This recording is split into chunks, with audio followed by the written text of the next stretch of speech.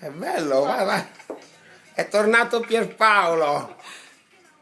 Pierpaolo, cosa fai? Le mani sulla patta? Pierpaolo, sei un sarto eccezionale.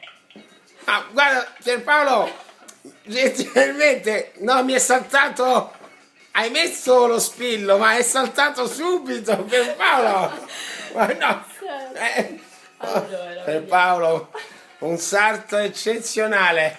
E secondo te sto male? Madonna come fanno bene queste operazioni ultimamente. Ma che hai fatto Brasile? sì, sì, Brasile. Brasile. Rio. Pierpaolo mi ha portato anche l'intelligenza, l'attenzione ai particolari delle persone. Pierpaolo, Veronica, la sartina presidenziale, la sartina del secondo testo, ma dove stai? Sei venuta da sotto? Si era inginocchiata un'altra volta, qui ha preso gusto.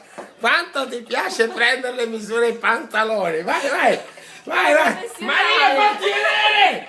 E allora mi ha portato un pensiero. Allora, la banalità, vai, vai, non ti... vai, vai, fatelo qua, fai che stavi a far bene. E allora... dai, no, da dietro no, gentilmente se passi avanti. Mi piace avere le donne ai miei piedi, l'ho sempre amato. È una sensazione per noi insicuri straordinaria, sì. Ma rimani giù, ma mettiti anche per terra sdraiata che ti cammino un po' sopra. E secondo te sto male, lavorare divertendosi, un servizio sartoriale molto imbastito, molto di livello. L'attenzione ai particolari, ti porta una cosa, ti ha portato una bottiglia di vino, banalità. Ha notato che al Prese piace il polpelmo rosé, l'ha trovato con le fragole e me l'ha comprato.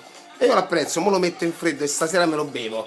E allora, Codarina nazionale, la sartina presidenziale, non è sarta, ma insomma è una personal shopper assistant, però noi la chiamiamo la sartina presidenziale. Prima prova del vestito e poi a lavorare. Lei a lavorare già ci sta? E secondo te sto male? Mi piace quando sei ai miei piedi. Viva la vita, noi continuiamo a lavorare. Sì? Sì? Ma com'è che mi è saltato lo spillo sulla patta?